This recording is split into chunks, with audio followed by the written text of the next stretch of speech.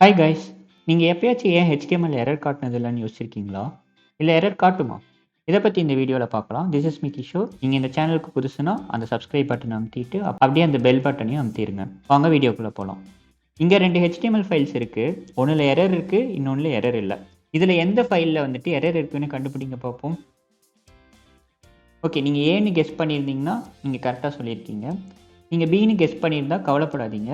HTML tax பற்றி ஒரு video பண்ணியிருக்கேன். லிங்க் வந்துட்டு டிஸ்கிரிப்ஷன் அண்ட் ஐகானில் கொடுத்துருக்கேன். ஸோ அதை பார்த்தீங்கன்னா உங்களுக்கு வந்துட்டு HTML எரர்லாம் என்ன இருக்குது, HTML டேக்ஸ் பற்றி உங்களுக்கு தெரிஞ்சிடும். ஓகே, இந்த எரர் இருக்க HTML ஃபைலை ப்ரௌசரில் பார்த்தா எப்படி டிஸ்பிளே ஆகும்னு நீங்கள் நினைக்கிறீங்க? ப்ரௌசர் வந்துட்டு எரர்னு காட்டும்னு நினைக்கிறீங்களா? ஆர் வந்துட்டு எந்த ஸ்டைலும் அப்ளை ஆகாமல் வெறும் இந்த ஹெலோ வேர்ல்டு மட்டும் காட்டும் அப்படின்னு நீங்கள் நினைக்கிறீங்களா? ஆர் வந்துட்டு இந்த ஹெலோ வேர்ல்டை வித் இட்டாலிக் அண்ட் போல்டு போட்டு ரெண்டும் கலந்து கலவையாக காட்டும் அப்படின்னு நீங்கள் நினைக்கிறீங்களா? ஸோ எந்த மாதிரி டிஸ்பிளே ஆகும்ன்ட்டு வந்துட்டு நீங்கள் கமெண்ட்ஸில் சொல்லுங்கள். நான் வெயிட் பண்ணுறேன். நான் இன்னும் வெயிட் பண்ணுறேன். வாங்க ப்ரௌசரில் லோட் பண்ணி பார்ப்போம்.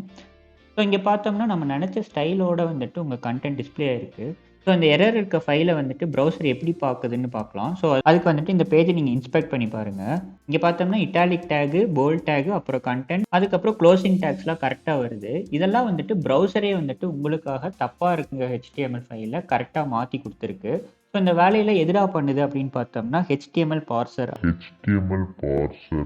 அப்படிங்கிற ஒரு பார்சர் தான் பண்ணுது. இந்த பார்சர்னா என்னன்னா, நீங்கள் அடிக்கிற HTML ஃபைல் வந்துட்டு உங்களோட ப்ரௌசருக்கு புரியணும். அதுக்கு வந்துட்டு கன்வெர்ட் பண்ணி தர்றது தான் இந்த பார்சர். ஸோ இந்த பார்சர் வந்துட்டு உங்கள் HTML ஃபைலை பார்க்கும்.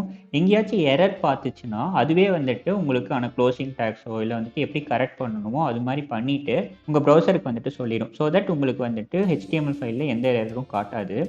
அப்படி ஏதாவது எக்ஸ்ட்ரீம் கேஸ் இருந்தால் கூட உங்களுக்கு ஸ்டைல்ஸ் மட்டும்தான் அப்ளை ஆகாது, ஆனால் வந்துட்டு கண்டென்ட் டிஸ்பிளே ஆகிடும். ஓகே, இந்த HTML வந்துட்டு ப்ரௌசரில் டைரெக்டாக எரர் காட்ட வைக்க முடியுமா அப்படின்னு கேட்டோம்னா முடியும். அதுக்கு ஒரு சின்ன ஹேக் இருக்குது. ஸோ அது என்னென்னா வந்துட்டு நீங்கள் HTML-ஆக ப்ரௌசருக்கு கொடுக்காம XHTML-ஆக கொடுத்தீங்கன்னா வந்துட்டு ப்ரௌசரே உங்களுக்கு இங்கெங்கெல்லாம் மிஸ்டேக் இருக்குது அப்படின்னு சொல்லிடும். ஸோ இந்த XHTML-னா என்னென்னு பார்த்தோம்னா இது வந்துட்டு XML + HTML அப்படிங்கிறது தான் வந்துட்டு XHTML. ஸோ இது என்னென்னா வந்துட்டு HTML பார்சர் யூஸ் பண்ணாமல் XML-ஓட பார்சரை வந்துட்டு ரீயூஸ் பண்ணிக்கும். இந்த XML பார்சர் வந்துட்டு உங்கள் ப்ரௌசரில் இன்பில்ட்டாகவே இருக்கும். அது வந்துட்டு வேற ஒரு பர்பஸ்க்காக உள்ளே இருக்குது. பட் அதை வந்துட்டு இந்த XHTML ரீயூஸ் பண்ணிக்கும். ஸோ இந்த XML பார்சர் பார்த்தோம்னா ரொம்ப ஸ்ட்ரிக்டான பார்சர். இது வந்துட்டு ஏதாவது தப்பு பண்ணோம் அப்படின்னம்னா அது அப்படியே சொல்லிடும். அது வந்துட்டு எதுவுமே கரெக்ட்லாம் பண்ணி கொடுக்காது. ஸோ இப்போ இதே ஃபைலை வந்துட்டு XHTML-ஆக ப்ரௌசரில் லோட் பண்ணி பார்ப்போம், என்ன எரர் வருதுன்னு பார்க்கலாம். ஸோ இங்கே பார்த்தீங்கன்னா உங்களுக்கு வந்துட்டு இந்த XHTML ஃபைலுக்கு எரர் த்ரோ பண்ணியிருக்கு ப்ரௌசர். ஸோ இப்படி வந்துட்டு உங்கள் HTML-ல வந்துட்டு ப்ரௌசரில் எரராக நம்ம பார்க்கலாம். ஸோ இது வந்துட்டு கன்வீனியன்ட்டான வே கிடையாது. ஏன்னா இந்த XHTML அப்படிங்கிறது வந்துட்டு அதோட பாப்புலாரிட்டி அப்படியே லூஸ் பண்ணிகிட்டே வருது. இதை வந்துட்டு 2000s W3C வந்துட்டு இன்ட்ரடியூஸ் பண்ணாங்க. ப்ரோக்ராமர்ஸ்லாம் வந்துட்டு ஸ்ட்ரிக்டாக HTML டைப் பண்ணணும் அப்படிங்கிற ஒரு நோக்கத்தில் தான் இது இன்ட்ரடியூஸ் பண்ணாங்க. பட் இதை வந்துட்டு அந்தளவுக்கு கம்யூனிட்டி வரவேற்காதனால இது வந்துட்டு அந்தளவுக்கு அடாப்ட் ஆகலை. ஸோ இதை தவிர்த்து வேறு ஏதாச்சும் மூலியமாக இந்த HTML கரெக்டாக இருக்கா இல்லையான்ட்டு நம்ம பார்க்க முடியுமா அப்படின்னு பார்த்தோம்னா 3 டைப்ஸ் இருக்குது. அது என்னென்னா வந்துட்டு linters, extension and W3C validators.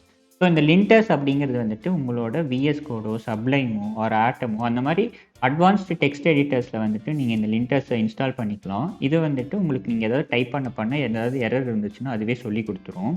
And next பார்த்தோம்னா ப்ரௌசர் எக்ஸ்டென்ஷன்ஸ். இந்த ப்ரௌசர் எக்ஸ்டென்ஷன்ஸ் வந்துட்டு நீங்கள் ப்ரௌசரில் எக்ஸ்டென்ஷனாக இன்ஸ்டால் பண்ணிட்டீங்கன்னா உங்களுக்கு ஏதாவது HTML எரர் இருந்துச்சுன்னா அதுவே சொல்லிடும். பட் இந்த எக்ஸ்டென்ஷன்ஸ் வந்துட்டு நான் ப்ரிஃபர் பண்ண மாட்டேன். ஏன்னா வந்துட்டு எக்ஸ்டென்ஷன்ஸ் என்ன டேட்டா வேணாலும் உங்கள் ப்ரௌசர்லேருந்து கலெக்ட் பண்ணலாம்.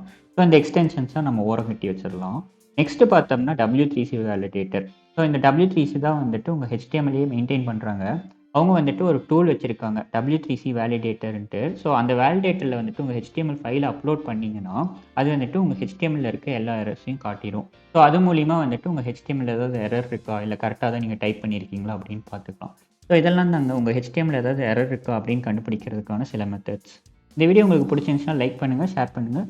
இந்த மாதிரி ஏதாவது டிஃப்ரெண்ட்டான கொஷின்ஸ் உங்களுக்கு தோணுச்சுன்னா அதை கமெண்ட்டில் சொல்லுங்கள். நான் அதுக்கான எக்ஸ்ப்ளனேஷன் வீடியோ போடுறேன். அண்ட் முக்கியமாக இந்த சேனலுக்கு சப்ஸ்கிரைப் பண்ணிடுங்க. நன்றி, வணக்கம்.